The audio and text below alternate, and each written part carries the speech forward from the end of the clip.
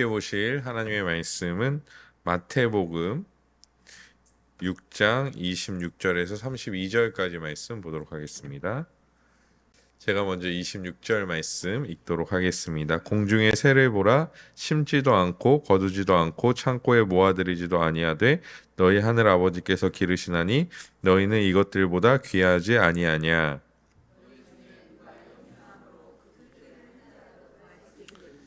또 너희가 어찌 의복을 위하여 염려하느냐? 들의 백합화가 어떻게 자라는가 생각하여 보라. 수고도 아니하고 길쌈도 아니하느니라.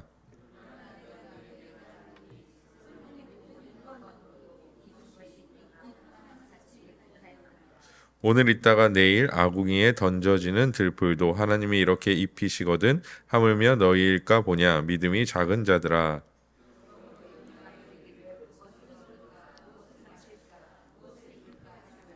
함께요. 이는 다 이방인들이 구하는 것이라. 너희 하늘 아버지께서 이 모든 것이 너희에게 있어야 할 줄을 아시느니라. 아멘. 오늘도 수요 예배에 나오신 성도님들을 주님의 이름으로 환영합니다. 오늘은 지난주의 창조에 이은 이제 섭리 첫 번째 시간이고요. 다음 주에 두 번째 시간까지 해서 섭리를 한 두 주에 걸쳐서 같이 말씀 나눠보도록 하겠습니다. 사실 섭리라는 단어를 많이 교회에서는 들었지만 성경에는 섭리라는 단어가 나오지 않습니다. 그러니까 우리가 보는 개역 개정에는 또 뭐 개역 한글, 현대인의 성경에서는 섭리라는 단어조차 존재하진 않아요. 공동 번역본에 보면 이제 섭리라는 단어가 한 세 번 정도, 네 번인가 세 번 정도 이제 등장하는 것 같지만 우리가 읽는 이 성경에는 섭리라는 단어 자체가 사실 존재하지 않습니다. 하지만 우리는 습관적으로 어떤 일이 일어났을 때 이것은 하나님의 섭리야 라고 얘기를 하죠. 그래서 그 하나님의 섭리란 무엇인가에 대해서 오늘 조금 명확히 할 필요가 있겠다 싶습니다. 그래서 오늘은 어떻게 보면 조금 더 좀 전체적인 섭리의 내용이라면 다음 주에는 인간을 향한 하나님의 섭리에 대한 내용을 함께 말씀 듣도록 하겠습니다. 그래서 헤르만 바빙크라는 신학자는 섭리에 대하여 하나님께서 창조 후 모든 사역으로부터 안식하죠. 그러니까 창조 후 모든 사역으로부터 안식하셨는데 그 안식을 기준으로 창조 사역과 보존 사역, 그래서 이 보존 사역을 섭리라고 보는 것이죠. 창조하신 것을 하나님께서 그냥 내버려 두지 아니하시고 보존하시는 것, 이것을 섭리라고 보았다라는 것입니다. 물론 보존이라는 단어 자체가 섭리와 동일시 될 수는 없습니다. 왜냐하면 보존뿐만 아니라 어떤 통치, 하나님의 통치도 섭리 안에 포함될 수 있고요. 또 뒤에 가 보면 알겠지만 제2 원인과 또 다른 또 어떤 여러 요소들과의 협력도 하나님의 섭리라고 볼 수 있습니다. 하지만 보존은 섭리의 대표적인 부분이긴 합니다. 하나님께서 모든 것을 말씀으로 창조하시고 그냥 너네 알아서 돌아가라, 그냥 알아서 뭐 이렇게 컴퓨터 프로그램처럼 돌아가라라고 말씀하신 것이 아니라 끊임없이 개입하심으로 말미암아 보존하시고 계시다라는 것입니다. 즉 섭리라는 것은 어떻게 보면 창조와 마찬가지로 하나님의 전적인 주권을 전제로 하고 있습니다. 하지만 사실 이 섭리라는 것이 또한 현대 시대에 들어와서, 아니 현대 시대보다 훨씬 더 이전부터 많은 공격을 당했습니다. 왜냐하면 시대의 정신과 어떤 시대의 철학은 인간의 능력을 강조하고 있기 때문입니다. 이것은 아까도 말씀드렸듯이 사실 비단 최근의 일이 아닙니다. 17세기, 18세기에 일어났던 계몽주의, 뭐 이런 거에 비추어 봤을 때는 그때부터 이제 본격적인 철학의 전환이 일어났죠. 그러니까 그 철학의 전환이 물론 훨씬 전부터도 일어나긴 했습니다. 뭐 17세기, 18세기 계몽주의로 이 일이 딱 일어난 건 아니고요. 그 전부터 이미 그런 움직임들이 아주 많이 있었고, 그래서 이 철학의 변화가 있었는데 어떤 철학의 변화냐면, 그러니까 하나님을 믿던 안 믿던 많은 사람들이 신의 존재를 인정했고, 그래서 각자의 신들을 믿어왔습니다. 그래서 모든 일의 원인을 신에서 찾았다면 모든 것의 근원을 신에서 찾는 철학이 예전에는 득세했다며. 그래서 이걸 이제 고대 철학의 분류에 넣는데요. 제가 이거를 이제 신대원 입시 공부할 때 공부했던 거라서 약간 가물가물하긴 한데 고대 철학의 범주에 이제 넣게 되는데요. 그 고대 철학의 범주가 신에서부터 인간으로 이제 전환되는 거죠. 그러니까 철학의 중심이 이제 신이 창조하였고, 혹은 신이 뭐 도와주고, 신은 어떤 존재이고, 이런 걸 사람들이 예전에는 연구하고 그런 것들을 중점적으로 봤다면 17세기 이전부터 어떤 움직임이 일어났냐면 신의 중심에서 인간은 누구인가, 인간은 무엇인가, 이런 어떤 철학의 전환이 일어나기 시작했다라는 것입니다. 즉, 이 변화는 신에게서 인간으로서 자연스럽게 그 시선을 사람들이 돌리게 만들었다라는 것입니다. 사실 철학이라고 하면 뭐 철학이 우리의 삶에 그렇게 영향을 미치겠어라고 생각합니다. 여기서 철학이라는 것은 이제 뭐 여기 막 상가 이런 데 있는 철학관 이런 거 얘기하는 건 아니고요. 철학과 이런 게 아니고 뭐 이렇게 뭐 누구 뭐 아리스토텔레스 뭐 플라톤 이런 철학 그런 철학인데요. 그런 철학이 사실 저도 그랬어요. 철학과를 왜 가는 거야 아마 이런 생각을 했어요. 이제 혹시 철학과 나오신 분 있어요? 용서해 주시기 바랍니다. 근데 지금은요 철학의 중요성을 너무 크게 느끼고 있거든요. 근데 이 철학의 전환이 그냥 뭐 그런가 보다 이것이 아니라 이것이 사회 전반에 영향을 끼칩니다. 사회 인식에 영향을 끼치고요. 아까 얘기했던 시대 정신에도 영향을 끼칩니다. 그래서 지금 이 시대가 그런 것들이 발전돼 오다 보니까 사실 지금 이 시대는 하나님보다는 어떤 신에 대한 존재보다는 인간에게 아주 포커스를 둘 수밖에 없는 그것이 뭐예요? 이 시대의 정신이고 시대의 철학인 거죠. 그렇게 나아가게 된다라는 것이죠. 즉, 이 세상이 돌아가는 이치와 방식이 신에 달려 있는 것이 아니라 인간에게 달려 있다, 혹은 다른 원인에 달려 있다라고 말하게 되었다라는 것입니다. 물론 그것을 교회의 기준으로 한다면, 말씀 기준으로 한다면 인간의 교만과 죄악으로도 연결시킬 수 있을 것입니다. 하지만 우리가 알다시피 세상의 일에 있어서 인간의 능력 밖의 일들이 끊임없이 일어나고 있는 것을 우리는 알 수 있습니다. 내가 계획한 것, 내가 생각한 것, 내가 판단한 것, 아니 내가 아니더라도 이 시대가, 이 나라가, 온 세계가 계획하고 준비했던 많은 것들이 어쩔 수 없는 이유로, 아니 뭔가 우리가 생각하지 못한 어떠한 이유로 무너지거나 실패하는 경우들이, 아니면 또 다른 계획으로 수정되는 계획들이 굉장히 많이 있다라는 것이죠. 최근에 다시 이제 코로나가 증가 추세에 있죠. 그러니까 코로나가 처음에 우리가 닥치게 되었을 때는 코로나가 뭐지? 이랬어요. 저도 이제 그때 당시에는 제가 그 전에 사역하던 교회에서 있었는데 수련회를 2월인가 갔어요. 2월 말인가. 근데 이제 수련회 갔는데 거기서 오셨네요. 그래.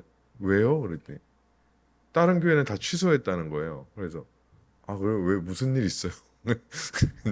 예, 코로나라는 게 있대요. 저는 아예 몰랐어요. 그런 걸 그냥 수련회만 집중하고 있다 보니까. 근데 그 코로나가 몇 년 동안 계속 이어졌죠. 아마 사람들은 몇 년간의 계획을 막 세웠을 거예요.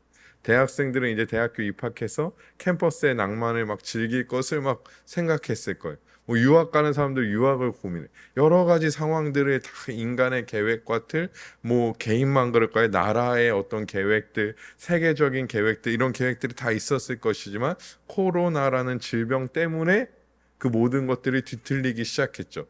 그러다가 최근에 또 코로나가 증가 추세다 보니까 사람들이 조금 더 움츠려들게 되더라고요. 그래서 저도 이제 가끔 이제 나가 사람 많은 데 가다 보면 이제 마스크를 낄까 말까 약간 고민되긴 해요. 특히 병원 같은 데 가면 마스크 낄까 말까 좀 고민되기도 하더라고요. 즉 인간의 능력 밖의 일들은 우리가 체험하다시피 늘 존재합니다. 그래서 사람들은 그것을 뭐라고 부르기 시작했냐면 우연, 운명 이렇게 부르기 시작했습니다. 사실 이 어떤 우연이나 이 운명에 대해서 지금부터 설명드릴 것 또한 이제 바빙크라는 신학자에 대한 글을 제가 추리고 제가 생각해서 다시금 이제 좀 각색했다라고 생각해 주시면 됩니다. 왜 자꾸 목사님 바빙크 하십니까? 근데 이제 많은 교수님들이나 많은 이제 어떤 신학자들이 개혁주의 신학의 어떤 그 중에 가장 뛰어난 학자는 누굴까 하면 사실 헤르만 바빙크를 꼽습니다. 물론 이제 저는 그분의 책을 네덜란드어나 영어로 읽진 않았고요. 이제 한글로 잘 번역돼 있어서 한글로 읽긴 했는데요. 운명이나 우연에 대한 얘기를 좀 드리도록 하겠습니다. 우연은 다양한 우연이 있을 수 있습니다. 저는 광명에 이제 아는 사람이 아예 없었죠. 광명에 아는 사람이 아예 없었습니다. 그래서 광명에 오면 아는 사람을 만날 확률이 거의 없는 거죠. 근데 광명에 왔는데 누군가 목사님 이렇게 불러서 이렇게 만나게 된다면 그것을 뭐라고 부르냐? 우연이라고 부릅니다. 아마 이런 일들을 꽤나 많이 경험하셨으리라 생각되어집니다. 저는 이제 야구를 보는 걸 좋아하는데 그래서 간혹 이제 야구장에 가는데요. 인천이 제 고향인데 인천에 있는 야구장이 아니라 저기 잠실에 있는 야구장에 가서 이렇게 앉아 있어요. 몇 해 전에 앉아 있었는데 제 뒤에서 누가 목사님 이렇게 예. 제가 아는 지인이 제 바로 뒷자리를 예약해서요. 바로 뒷자리에 앉아서 목사님 그럼 이건 뭐라고 말해요? 우리가 우연히 만났다라고 얘기를 합니다. 하지만 이런 우연이 누구에게나 일어나는 것은 아닙니다. 제가 경험한 우연이 그 야구장에서 만났던 우연이 누구에게나 일어나는 것은 아닙니다. 심지어 해외에 나가서 아는 사람을 만나는 경우도 있죠. 제가 아는 분은 해외에 나가서 아는 분을 만나서 아예 거기에 정착하고 사는 경우도 있습니다. 그런데 이런 일들이 아주 다양한 우연들이 우리의 삶에는 존재하죠. 이것은 사실 획일적이지 않습니다. 사람에게만 제한해도 너무나도 많은 우연이 존재합니다. 이 영역을 자연에게까지 넓히면 이 우연이라는 것은 사실 지구의 어떤 존재, 우주의 존재의 영역까지 이 우연이라는 영역이 펼쳐지게 됩니다. 그런데 사람들은 이런 우연을 획일화하려는 경향이 있습니다. 그런 말 중에 우리가 자주 사용하는 것이 우연이 자주 겹치면 운명이다라고 얘기하죠. 우연이 자주 겹치면 운명이에요.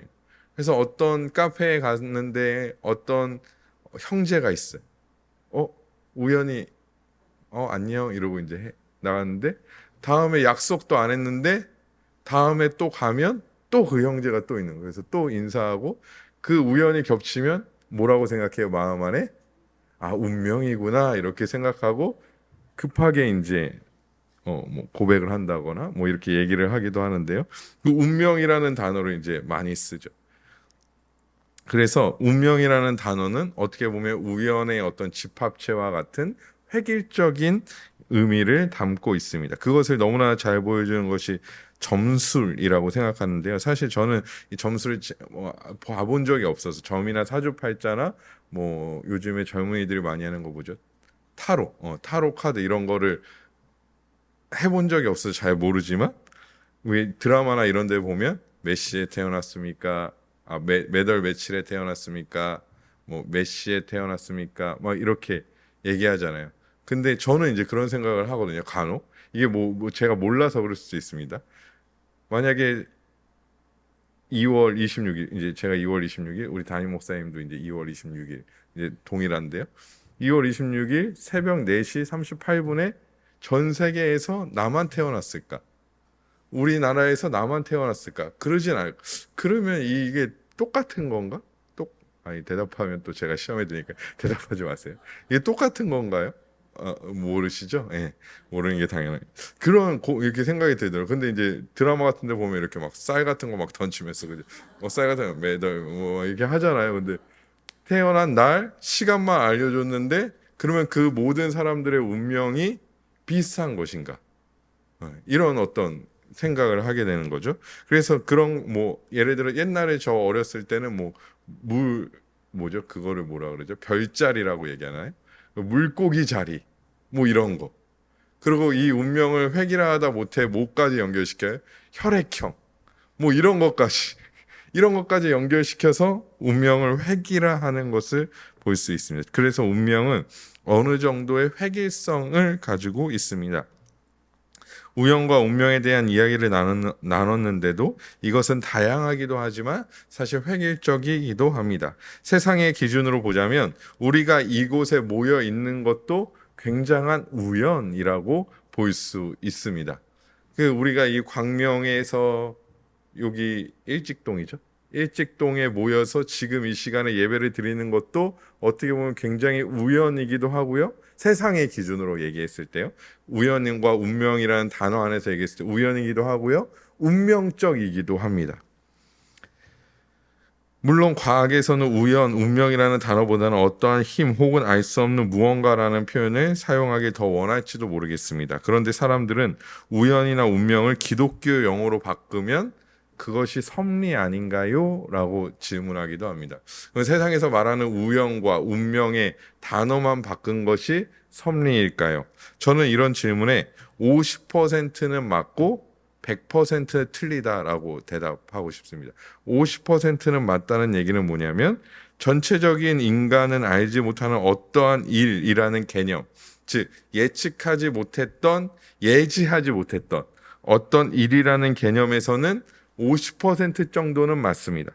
하지만 우연이나 운명은 알지 못하는, 우리가 알 수 없는 힘은 존재하지만 그 우연이나 운명이라는 것은 목적이 존재하지 않고 계획이 존재하지 않으니 섭리라는 단어를 대체하기에는 100% 모자라다는 것입니다. 물론 많은 기독교 신학자들도 이것의 단어에, 그러니까 운명이라는 단어를 교회에서 사용해도 되는가, 우연이라는 단어를 교회에서 사용해도 되는가, 사실 찬반이 지금도 끊임없이 나뉘고 있지만 이 섭리라는 단어를 운명이나 우연이라는 범주 안에서 설명을 다 하기는 굉장히 어렵기 때문에 사실 단어조차, 대체하는 단어조차 우연과 운명이라는 단어로 섭리라는 단어를 대체하기는 조금 버겁지 않나. 그래서 저는 50%는 맞고 100%는 틀리다라고 여러분에게 말씀드리고 싶습니다.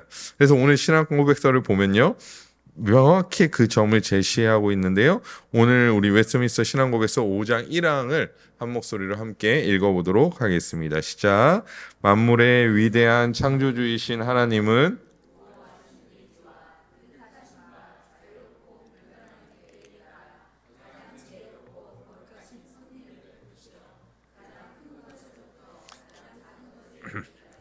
모든 피조물과 행위와 상황을 지탱하시고 인도하시고 독려하시고 통치하심으로써 그 지혜와 권능과 공의와 선하심과 긍휼의 영광을 찬미하게 하신다.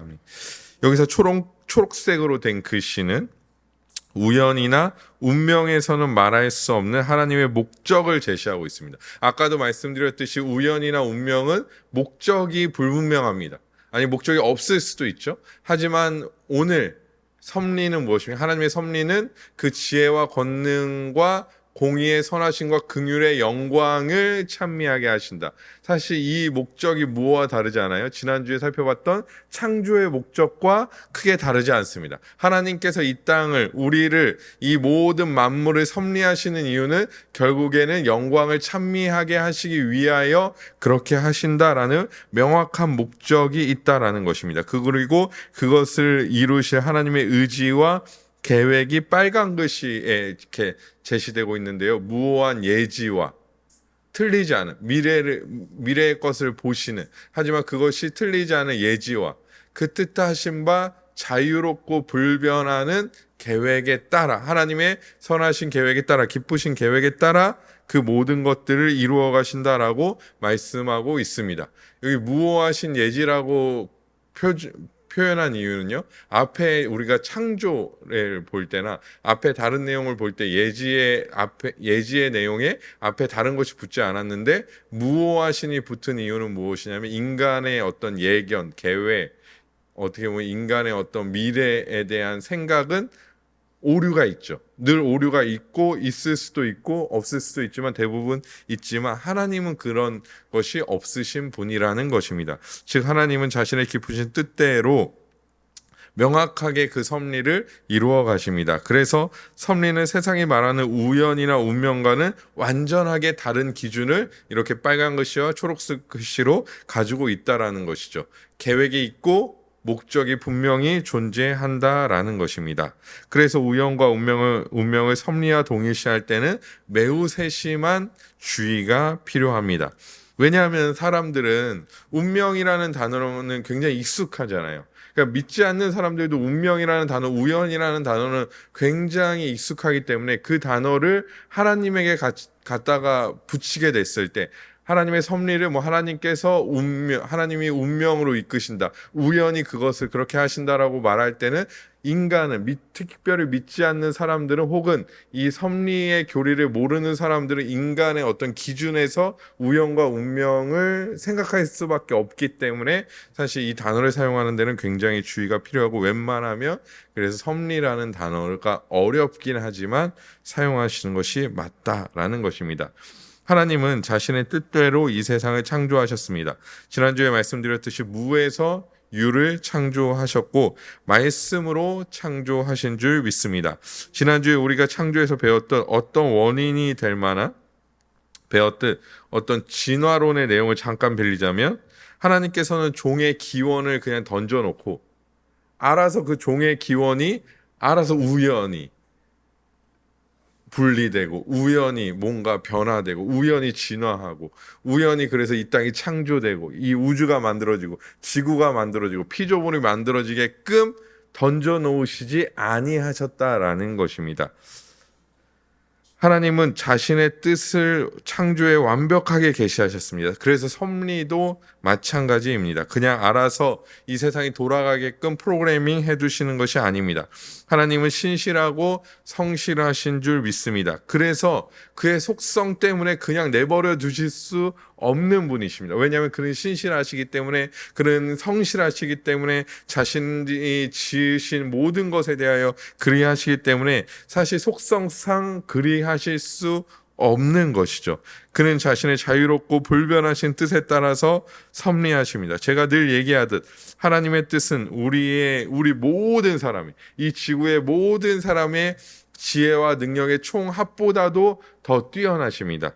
그렇기 때문에 그것은 가장 지혜롭고 거룩하시며 완전하신 계획이라는 것입니다. 신앙 고백서는 또한 그 섭리의 범주에 대해서 말씀해주고 있습니다. 다시 한번 5장 1항을 보면요, 빨간 글씨로 된 부분만 좀 보도록 하겠습니다.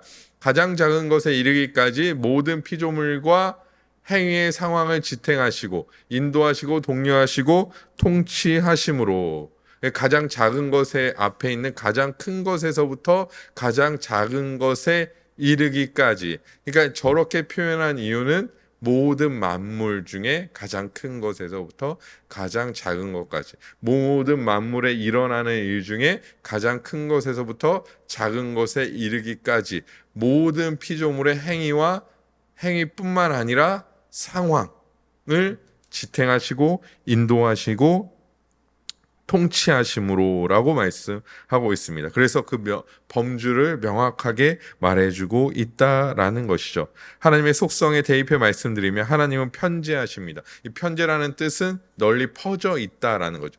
그래서 하나님은 편재하시다라는 것은 하나님은 모든 만물에 널리 퍼져 계시다라는 것입니다. 즉, 이 하나님의 편재성은 만물과 시간 안에 널리 퍼져 있기 때문에 하나님의 개입하심이 없는 곳이 없다라는 것을 알려주고 있습니다. 말씀해주고 있다라는 것이죠. 하나님은 세상과 세대에 빠짐없이 계획하시고 그의 섭리로 이끌어 가십니다. 그래서 골로새서 1장 17절의 말씀을 보면요, 우리 한 목소리로 함께 읽도록 하겠습니다. 시작. 또한 그가 만물보다 먼저 계시고 함께 섰느니라. 아멘. 만물이 그 안에 함께 섰다라는 표현이 조금 애매할 수 있는데요. 그래서 NIV 버전 영어 번역 중에서 이 섭리와 연결된 해석은 무엇이냐면 만물이 그 안에서 유지된다라는 것입니다. 만물이 그 안에서 유지되어진다라는 것이죠. 만물은 하나님 안에서 유지되어진다는 것입니다. 삼위 하나님 안에서 모든 만물이 유지되어진다라는 것이죠. 즉 하나님께서 모든 것을 지으시고 모든 것을 만드시고 지키시고 인도하시며 유지하십니다. 즉 이 땅은 하나님의 전적인 개입하심과 통치하심, 다스리심 가운데 있습니다. 그래서 오늘 본문을 좀 보면요. 26절에 보면 공중의 새, 28절에는 백합화, 30절에는 들풀이라는 예를 들고 있습니다. 이것들은 그냥 자연에 우리가 쉽게 볼 수 있는 것들이죠. 오늘 새 못 보신 분 있으신가요? 저는 못 본 것 같아요. 생각해보니까 제가 못 봤네요. 새를. 어저께는 또 막 무더기로 있는 비둘기를 봤습니다. 새를 쉽게 볼 수 있죠. 뭐 꽃들 쉽게 볼 수 있죠. 꽃집에서도 볼 수 있고 길거리에서도 볼 수 있습니다. 들풀은 뭐 굳이 우리가 보지 않으려 하지 우리가 보려고 마음 먹으면 언제나 볼 수 있는 것이 들풀입니다. 예수께서는 그러면 왜 오늘 말씀에 이런 것들을 예로 드셨을까요? 즉 하나님의 섭리는 우리가 매우 특별하다고 생각하는 곳에만 미치는 것이 아니라 이렇게 우리가 흔히 볼 수 있는 것들, 공중의 새나 들풀이나 꽃들이나 다른 어느 곳에든지 하나님의 섭리가 미치고 있다라는 것을 예수께서는 말씀해 주고 있다라는 것입니다. 우리가 흔히 볼 수 있는 것들, 그냥 우리의 삶에서 굳이 우리가 노력하지 않아도 찾을 수 있는 것들에게까지 하나님의 섭리가 미치고 있다라는 것을 말씀하시는 것이죠. 하지만 중요한 것은 다시 본문에 보면 26절에 너희들은 이것보다 귀하지 아니하냐, 30절에 보면 하물며 너희일까 보냐, 이렇게 말씀하고 계십니다. 즉 자연에 있는 것뿐만 아니라 인간의 삶에도 그것을 섭리하시는 하나님을 말씀하고 계시죠. 오히려 더 특별하게 개입하고 계시다라는 것입니다. 모든 만물에 하나님께서 개입하시지만 하물며 너희일까 보냐라는 이 말은 특별하게 하나님께서 인간의 삶에, 인간의 모든 행위에, 모든 것에 특별히 더 섭리하신다라는 것을 말씀해 주고 있습니다. 그래서 온 세상에 우연이나 운명으로 되는 것은 없습니다. 하나하나 모두 다 하나님의 섭리 안에 있습니다. 말씀 초반에도 말씀드렸듯이 하나님 창조한 후에 피조물들은 그냥 내버려 두시지 않으십니다. 우리가 지금까지 신앙 고백서를 통해 배운 것과 연결시켜 보면요, 하나님께서 모든 것을 작정하셨습니다. 그리고 그 작정 중에 창조하셨습니다. 그리고 그 창조하신 모든 것을 섭리로 보존하시고 통치하십니다. 그 모든 것을 무엇으로요? 자신의 속성으로서 자신이 직접 개입하셔서 보존하시고 통치하십니다. 모든 창조한 피조물들은 에게 그렇게 하신다라는 것입니다. 그렇게 이제 교리적인 순서가 이어지는 것입니다. 그냥 교리가 그냥 뭐 할까? 오늘은 뭐 하지? 모여서 오늘은 그러면 섭리 교리에 대해서 얘기해 봅시다 하고 한 게 아니라 이런 모든 어떤 순서 속에서 이 교리서를 작성하게 된 것이죠. 그래서 우리의 모든 삶 하루하루가 하나님의 섭리 안에 있다라고 말할 수 있는 것이고, 하나님의 섭리 안에 있기 때문에 하나님의 은혜 안에 있다라고 말할 수 있는 것입니다. 그냥 오늘 하루가 하나님의 은혜지, 물론 그렇게 고백하셔도 큰 문제는 없지만 이제 우리는 섭리를 배웠기 때문에 오늘 하루의 삶, 지금도 섭리하고 계신, 우리가 집에 갈 때도 섭리하고 계신, 내일 아침에도 섭리하고 계신 그 하나님을 우리가 발견하며 하나님의 은혜다라고 고백할 수 있는 우리가 되어야 할 줄 믿습니다. 신앙고백서는 계속해서 이 한 가지를 더 붙이게 됩니다. 신앙고백서 5장 2항의 내용을 함께 읽어보도록 하겠습니다. 시작. 제1원인인 하나님의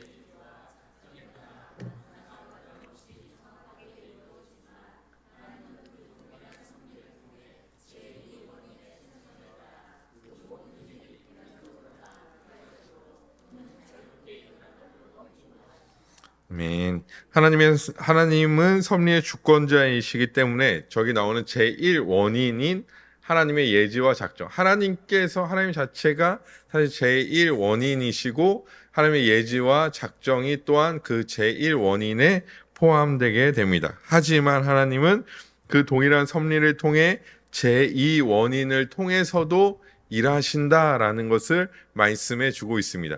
여기서 우리가 전제해야 할 것은 무엇이냐면 제1원인은 홀로 단독적으로 섭리하실 수 있습니다. 하지만 하나님께서는 단독적으로 섭리하실 수 있지만 제2 원인을 통해서도 섭리를 이루어 가신다라고 보아야 한다라는 것입니다. 사실 제2 원인의 자리는 대부분 인간이 차지하게 됩니다. 그래서 하나님은 인간을 통해 일하신다라는 표현은 이 섭리 안에서 이해되어져야 합니다. 하나님은 창조 시에 인간에게 부여하신 이성과 의지를 통하여 일하십니다. 여기서 자세한 어떻게 일하시는가의 내용이나 또 인간은 죄인인데 또 인간의 죄의 문제는 섭리 안에 있는가 이런 문제는 이제 오늘은 다루지 않을 거고요. 다음 주에 이런 문제를 조금 더 자세하게 다룰 예정입니다. 중요한 것은 하나님께서 인간의 이성과 의지와 행함을 통하여 일하시지만 그 인간의 이성과 인간이라고 좀 좁혀서 말씀드렸지만 조금 더 넓혀 말씀드리면 제2 원인의 이성과 의지와 행함을 통하여 일하시지만 하나님의 계획이나 뜻이 제2 원인으로 인하여 침해되거나 방해받거나 변경되지 않는다라는 것입니다. 즉 이것을 제2 원인을 인간으로 다시 바꿔 얘기하면 인간의 뜻이, 인간의 의지가, 인간의 어떤 행함이 본래 인간이 계획했던 것과 다르게 갈지라도 하나님의 섭리에는 영향을 끼치지 못한다라는 것입니다. 제가 벌써 이제 9주차가 됐는데요. 9주 전에 갑자기 제가 그냥 웨스민스터 말고 하이델베르크를 해야겠다 라고 계획을 갑자기 변경했다라고 생각해 봅시다. 그럼에도 제가 갑자기 계획을 변경했음에도 하나님의 계획이나 뜻, 하나님의 섭리에는 어떠한 것도 침해받지 않는다, 변경되지 않는다라는 것입니다. 그래서 다시 한번 5장 2항을 보면요. 빨간 글씨로 되어 있는 내용을 보면요. 하나님은 그 동일한 섭리를 통해 제2 원인의 속성에 따라라고 말씀하고 있습니다. 즉 제2 원인의 속성에 따라 하나님께서 섭리하시지만 이 제2 원인의 속성 또한 어디에 포함되어 있는 것입니까? 하나님의 섭리 안에 포함되어져 있다라는 것입니다. 제2 원인이 어떠한 속성을 가지고 어떠한 일을 하던 그 모든 것은 하나님의 섭리 안에 있지 하나님의 섭리 밖에서 일하는 그 누구도 존재하지 않는다라는 것이죠. 인간의 모든 범주는 하나님의 어떤 섭리 안에 있기 때문입니다. 하나님이 온 만물, 온 자연이 돌아가는 이치와 같이 큰 것만 움직이시고 방금 전에 말씀드렸던 것처럼 제2 원인이 나머지 것들을 담당하는 이런 협력을 말하는 것이 아닙니다. 우리가 하나님과 협력합니다. 제1 원인이 제2 원인과 협력합니다라고 얘기할 때 우리가 하나님과 동역합니다. 우리는 하나님의 동역자입니다라고 얘기할 때 하나님은 그러면 하나님은 큰 것만 하세요.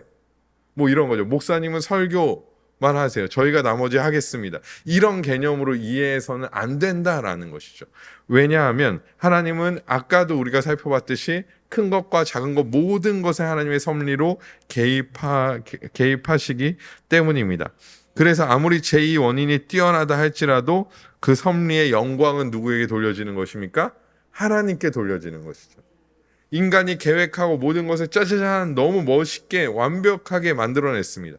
그렇다고 해서 그 영광이 인간에게 돌려져서는 안 된다라는 것이죠. 오직 하나님께 돌려져야 한다라는 것이죠. 왜냐하면 그 모든 것은 하나님의 통치와 하나님의 섭리 아래 있기 때문입니다. 그래서 잠언 19장 21절은 이렇게 고백하고 있습니다. 사람의 마음에는 많은 계획이 있어도 오직 여호와의 뜻만이 완전히 서리라. 아멘. 하지만 이 일을 인정하지 않는 자들은 자연이 인간을 선택하거나 자연이 자연을 선택한다라고 믿었습니다. 이것을 진화론에서는 자연 선택이라고도 말하죠. 또한 인간은 수많은 경험치를 인간의 어떠함을 엄청나게 높이 사는 사람들은 인간은 수많은 경험치를 그 자연 안에서 체득하였고 그래서 인간이 자연을 충분히 통제 가능하다라고 말하기도 합니다. 또한 미래를 예측하고 대비할 수 있다라고도 얘기합니다. 그리고 충분히 그런 일들이 우리의 삶에 유익이 되기도 하죠.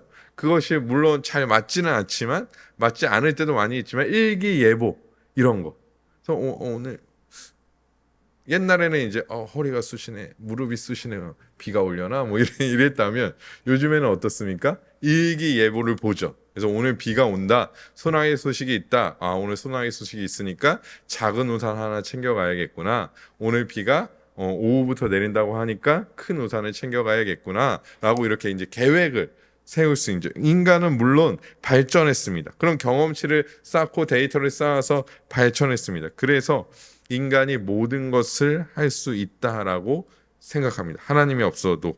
하지만 자연은 인간에 의해 그 자신의 불변함을 침해받기도 합니다. 저도 설교를 준비하면서 처음 알게 된 사실이고, 사실 또 과학적인 내용이기 때문에 저도 그냥 신문 기사 읽듯이 우리 성도님들께 한번 읽어드리도록 하겠습니다. 그런 얘기 이제 많이 들으셨을 거예요. 지구의 온도가 올라가고 있다. 예. 지구의 온도가 올라가고 있죠. 올해 특히 많이 이제 느끼고 있는 것 같아요. 막 그냥 더위가 아니라 습하고, 비도 갑자기 오고 갑자기 그치고. 여기는 왔는데 저희 그냥 청년부 수련회 때 진짜 경험했잖아요. 저희가 있던 카페에는 비가 막 내려요. 차를 타고 진짜 불과 한 200m 조금 나왔는데 심지어 거기는 땅이 말라 있어요. 그러니까 이게 완전히 너무 신기한 거죠. 그러니까 하늘에서 봤으면 아마 그 지역만 이렇게 비가 내리는 그런 어떤 동남아 스콜 같은 그런 느낌으로 아마 비가 내렸던 것 같아요. 그래서 이제 지구가 온난화되고 있구나, 따뜻해지고 있구나, 이렇게 그냥 우리는 생각하는데요. 사실 이 지구의 온도가 올라가고 빙하의 녹는 속도가 빨라지고, 지금부터 그냥 읽겠습니다. 저는 문과 출신이라서 잘 모르는데, 해수와 지구의 질량의 분포 등의 이 모든 것이 영향을 끼치면서 지구의 자전 속도를 늦춘다고 합니다. 무슨 얘기인지 모르겠어요. 아무튼 뭐 늦춘다고 합니다. 아마 이과 출신 분들은 이해하시겠죠? 예, 또 이런 데 관심이 많으신 분들은 이해하시겠죠? 자연이 불변한다라고 믿어왔던 사람들에게 자연이 변화하고 있음을 부정할 수 없습니다. 누구에 의하여? 인간에 의하여. 인간이 끊임없이 차를 타고 다니고, 끊임없이 공장에서 매연을 내뿜고, 끊임없이 무언가를 하고, 심지어 매일함 있죠? 매일함에 이제 매일들 있죠. 그것을 보관하고 유지하는데도 에너지가 들기 때문에 거기서도 탄소가 배출된다고 하더라고요. 그런 것들을 통해서 자연은 변화하기 시작해요. 그러니까 심지어 그냥 뭐 해수면의 온도가 올라갔습니다, 해수면의 어떤 높이가 올라갔습니다가 아니라 지구의 자전 속도가 느려졌다라는 것입니다. 그런데 이런 자연의 변화는요, 또 인간에게 영향을 끼칩니다. 이 지구의 자전 속도가 늦춰지면요, 우리가 약속한 시간을요, 늦춰야 한다고 하더라고요. 왜 그런지는 모르겠어요. 그냥 그렇대요. 머리 좋은 사람들이 그렇답니다. 아무튼 늦춰야 한다 그러더라고요. 그래서 이것이 1972년에 처음 이제 우리가 약속한 시간을 쓰고 있는데, 그 시간부터 작년 23년인가까지 1초가 늦어졌대요. 1초가. 그래서 뭐 예를 들어서 2023년에서 2024년 넘어갈 때 3년 뭐 12월 31일 11시 59분이었다면 그 다음은 뭐가 돼야 될까요? 2024년이 돼야 되죠. 근데 어떻게 했냐면 2023년 11시 60분 이렇게 한 거예요. 그러니까 인간이 의도적으로 어떻게 한 거예요? 1분을 더 한 거죠.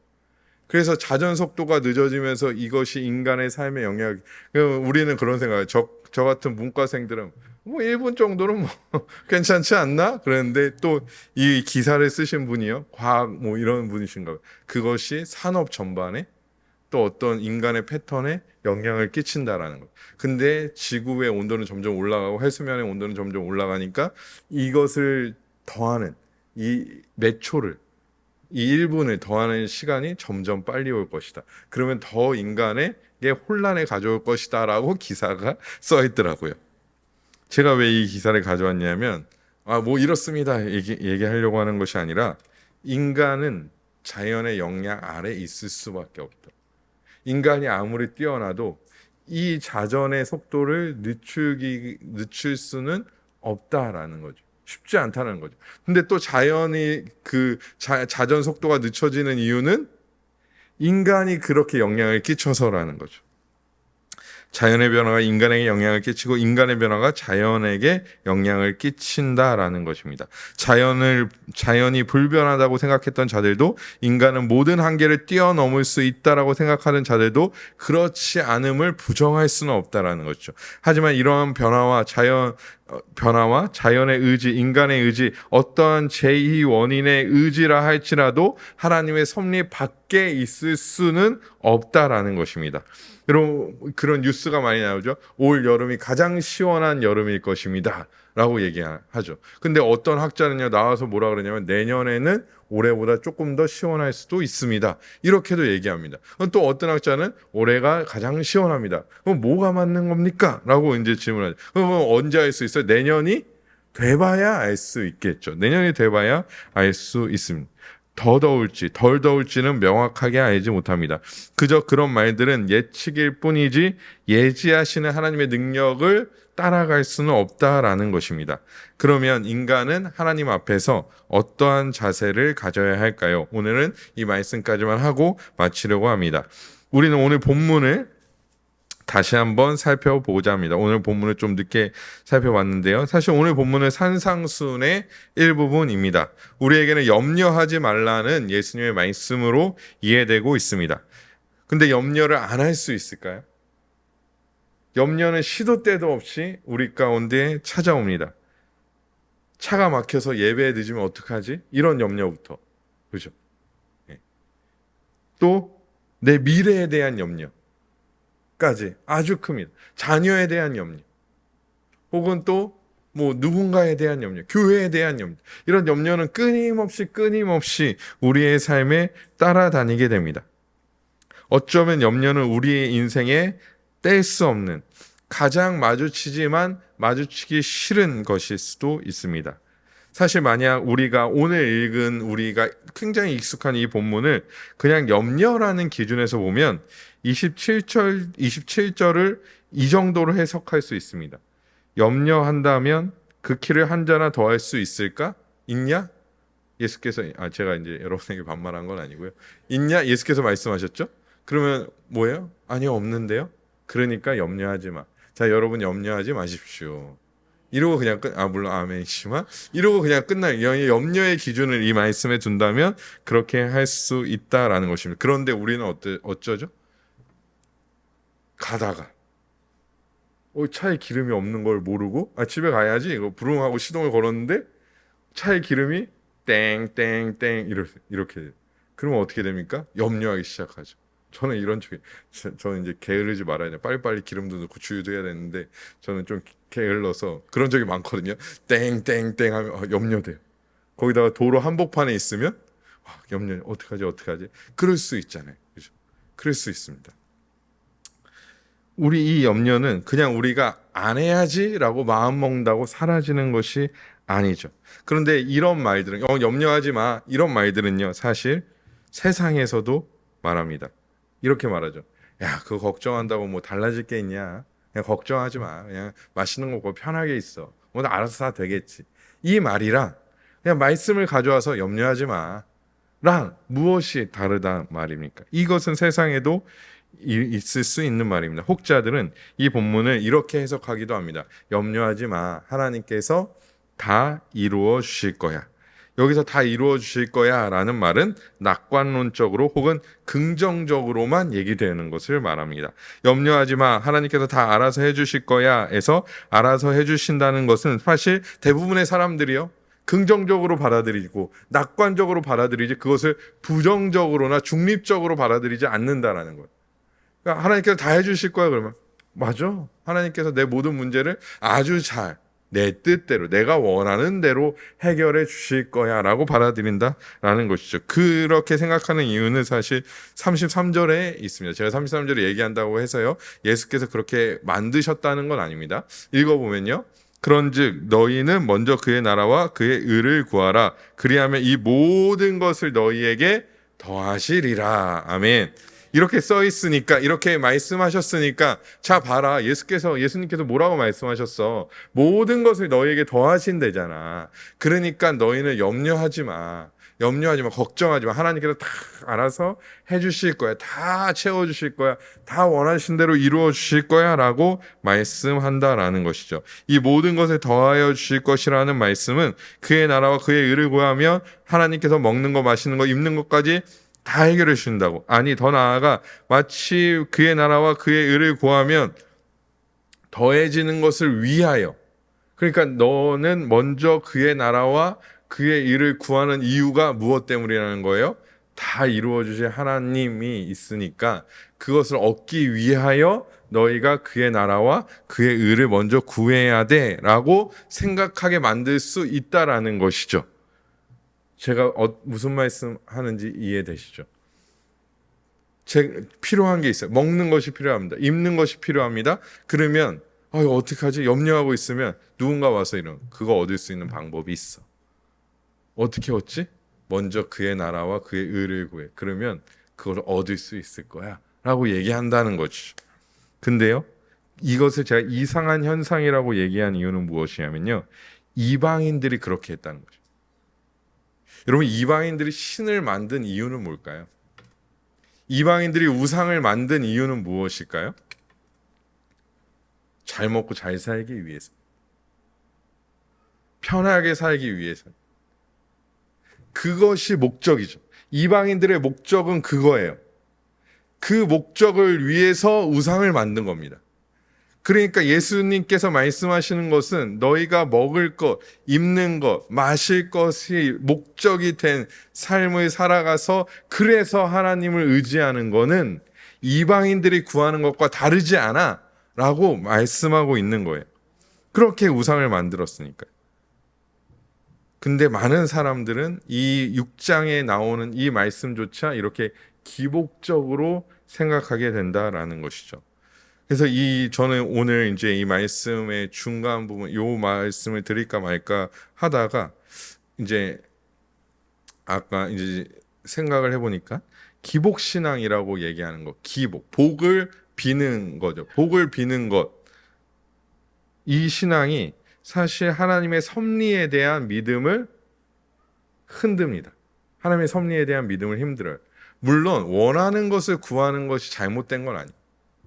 제가 지난주에도 말씀드렸지만 배가 너무 고픈데 하나님, 저 이스라엘과 이란이 계속 내 배가 지금 너무 고픈데 하나님, 이스라엘과 이란이 계속 전쟁하는 저들을 멈춰주시. 이게 돼? 이거 아니죠. 원하는 것을 구해야 돼요. 부족한 것을 구해야 돼요. 그것이 문제가 되지 않습니다. 사실 복을 기원하고 비는 것 자체가 문제가 되는 것이 아니라 복 자체가, 먹는 것 자체가, 마시는 것 자체가, 입는 것 자체가, 그것이 가장 제1 원인이 되는 거죠. 그러니까 제1 목적이 되는 거죠. 하나님의 영광이 아니라 그것이 제1 목적이 되는 것이 뭐예요? 기복신앙이라는 것입니다. 기복신앙도 신앙이라고 말하는 사람들이 있는데 사실 그것은 신앙이 아니라 이방인들을 따라하는 것이 오늘 본문에서 우리에게 말씀해 주고 있는 것이죠. 저는 기복신앙을 말하는 사람들, 그러니까 어떤 내용이냐면 이게 약간의 제 개인적인 감정이 어렸을 때부터 쌓여왔던 제 개인적인 감정이 포함되어 있을 수 있는데요. 그리고 또 우리 성도님들이 그러니까 지금까지 경험해왔던 신앙의 일부분일 수도 있어서 사실 조금 조심스럽게 합니다. 양해하고 들어주시기 바랍니다. 양해하고 들어주시기 바랍니다. 헌금해라, 봉사해라, 헌신해라. 그러면 하나님께서 30배, 60배, 100배의 열매를 맺게 해주실 것이다 라고 많은 설교자들이, 많은 사람들이 얘기합니다. 30배, 60배, 100배. 여러분 어떻습니까? 굉장히 괜찮습니다. 요즘에 은행 이자가 한 3% 정도밖에 안 된다는데 100만 원 넣으면요? 최소 얼마예요? 3천입니다. 안 하실 분 계십니까? 최대는 얼마예요? 1억입니다. 기가 막히죠. 안 하실 분 계신가요? 오히려 은행에서 대출을 최대한 땡겨다가 할 겁니다. 근데 제가 이런 것을 왜 좀 경계해야 되냐 말씀드리냐면요. 많은 사람들이요. 이렇게 얘기해요. 하나님이 다 갚아주실 것이니까. 하나님이 다 채워주실 것이니까. 30배, 60배, 100배의 열매를 맺게 해주실 것이니까. 그러다가 안 되면 믿음이 부족한 네 탓이지. 너가 믿음이 부족해. 더 기다리고 더 인내해야 돼. 라고 얘기합니다. 그러면 그 말을 들은 믿음이 좋은 청년들은 어떻게 하냐면요. 오늘 저녁에 퇴근하고 8,000원짜리 제육덮밥 먹어야지 하다가 그 얘기 듣고 편의점 가서 4,500원짜리 도시락을 사서 먹습니다. 심지어 컵라면에 삼각김밥 먹습니다. 그 남은 돈을 30배, 60배, 100배의 소망을 담아서 헌금하죠. 저도 이제 어렸을 때 제가 이제 이거 얘기했는지 안 했는지 모르겠지만 어렸을 때 이제 저희 집이 어려워졌을 때 어머니께서 11조 봉투를 들고 고민하시던 장면이 저는 그 장면이 마치 영화의 그 프레임처럼 아직도 딱 찍혀 있어요. 어머니는 식탁에 앉아 계시고 저는 빨래를 개고 있었는데 어머니께서 저한테 세훈아 11조를 해야 되니? 라고 질문하셨어요.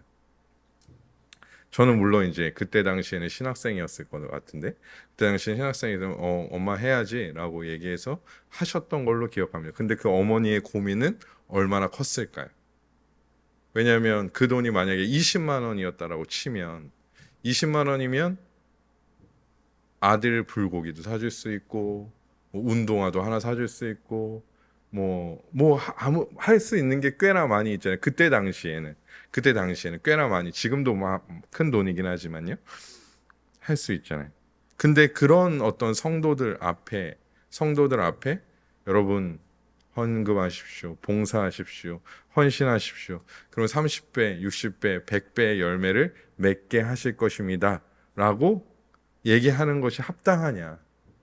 저는 그것이 기복신앙이고 그것이 신앙인으로 만드는 지름길이라고 생각합니다. 왜냐하면 거기에 목적을 두게 만들거든요. 아까도 얘기했듯이 내가 100만 원을 해서 1억을 땡기리라. 1억을 만들리라. 최소 3천만 원을 만들리라. 이것이 교회 다니고 예수를 믿는 목표가 되기 때문입니다. 저는요, 헌금 얘기를 사실 강단에서 해야 된다라고 생각하는 사람입니다. 헌금 얘기 해야 되고요. 봉사하는 얘기 해야 되고요. 헌신하는 얘기 해야 된다라고 생각하는 사람입니다. 예. 일단 저는 부교육자니까 저는 못하고요. 예. 저는 못해요. 한 발 빼도록 하겠습니다. 말해줘야 돼요. 근데요, 올바른 헌금, 올바른 봉사, 올바른 헌신에 대해서 얘기해줘야지. 그냥 기복신앙적으로 막 만들잖아요. 그럼 하나님의 섭리를 방해하는 일이 됩니다. 아니, 하나님께서 왜 안 해줘? 하나님께서 왜 이렇게 안 들어줘? 하나님께서 왜 이렇게 안 만들어줘? 하나님 계셔? 아니면 하나님이 내 삶을 모른 척하는 거 아니야? 하나님이 내 삶에 개입하지 않으시는 거 아니야? 왜 쟤는 저렇게 잘 되는데 왜 나는 이렇게 안 되지? 하나님께서 나를 모른 척 하시나? 그런데 더 안타까운 건 뭐냐면요. 청년들 중에 어떤 사람이냐? 내가 너무 내 죄가 너무 악해서 그런가? 내가 너무 부족해서 그런가? 이렇게 자기한테 그 화살을 돌리는 사람들이 있다라는 거예요. 그래서 저는 기복신앙이라고 그냥 기복이라는 것 자체는 사실 이루어져야 돼요. 우리가 해야 됩니다. 복을 원해야 돼요. 하지만 그 복 자체를 가장 최상위에 갖다 놓는 어떤 행위 자체는 교회를 아버지의 집을 장사하는 집으로 만드는 것과 다르지 않다라고 생각합니다. 교회에서 옛날에 막 바자회 같은 것도 많이 했잖아요. 그게 장사하는 집을 만드는 게 아니라 이렇게 기복신을 강조하는 것이 아버지의 집을 장사하는 집으로 만드는 행위가 아닐까 생각합니다. 다시 본문으로 돌아와서 만약 우리가 원하는 것을 얻기 위하여 그의 나라와 그의 의를 구한다면 그것은 먹을 것, 마실 것, 입을 것을 얻기 위해서 자신들의 신을 만들어낸 이방인들과 방법만 조금 바꾼 거죠. 방법만 조금 바꾼 거예요. 하나님의 의를 구하고 하나님의 나라를 구한다는 그 방법만 조금 바꾼 것이지 원초적인 어떤 목적은 다르지 않다라는 것입니다. 큰 틀에서는 전혀 다르지 않다라는 거예요. 그리고 염려하지 말라고 했는데 만약 앞에 말한 것과 같이 생각한다면 염려라는 건 계속 존재하게 되죠. 먹을 것이 없다면, 입을 것이 없다면, 마실 것이 없다면 염려라는 것은 계속 존재하게 됩니다. 그럼 이 말씀의 핵심은 무엇일까요?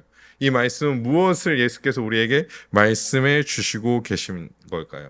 바로 하나님을 바라보는 거죠.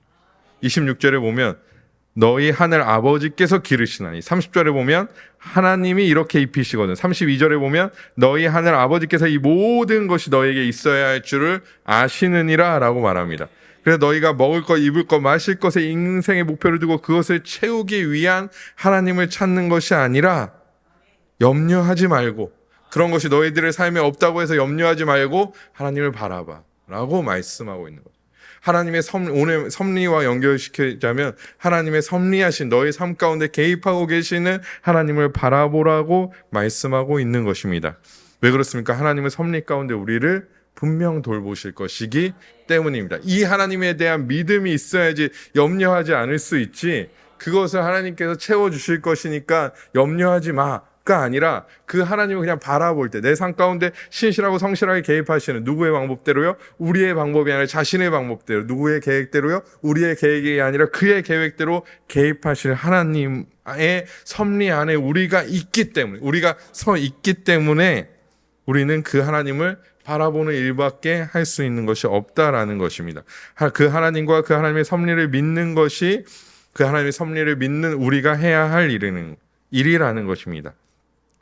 염려하지 않을 수는 없을 것입니다. 이게 쉽지 않습니다. 하지만 하나님과 하나님의 섭리를 믿는 자는 결국 하나님을 믿는 믿음으로 살게 됩니다. 염려로 살지 않아요. 결국 하나님을 믿는 믿음으로 살게 됩니다. 그분이 나의 삶의 주관자이시며 가장 선하게 인도하실 거라는 사실을 믿게 됩니다. 우리는 앞에서 하나님의 속성에 대하여 배웠습니다. 한참 앞에서요. 그리고 우리는 그가 하나님께서 창조주인 사실을 믿습니다. 그런 하나님이 나의 삶에 개입하시며 인도하시고 보존하시며, 심지어 인도하시고 보존하시는 그냥 대강대강 하시는 것이 아니라 성실하게 개입하시고 성실하게 인도하시고 성실을 뛰어넘은 신실하심으로 우리의 삶을 인도해 주신다라는 것입니다. 그래서 우리는 그 하나님을 바라보는 거죠. 이것이 하나님의 섭리를 믿는 자의 가장 큰 특징이라는 것입니다. 이렇게 말하는 저도 염려합니다. 이렇게 말하는 저도 오늘도 염려할 거고요. 내일도 염려할 겁니다. 오늘 이제 집안 수요 예배 끝났으니까 또 주일 예배 어떻게 또 애들이 지난주에 한 2명 졸던데 어떡하지? 막 이런 염려가 또 생기겠죠. 그 염려가 이제 이 얘기를 듣고 있으면 사라지겠죠. 애들이. 하지만 이제 염려는 더 이상 우리의 삶을 지배하지는 못할 것입니다. 오직 하나님을 더 바라보고 의지하게 만드는 도구로서의 역할을 하게 될 것입니다. 우리는 염려가 생기면 뭐가 생각나는 거? 하나님을 의지해야지. 하나님을 바라봐야지.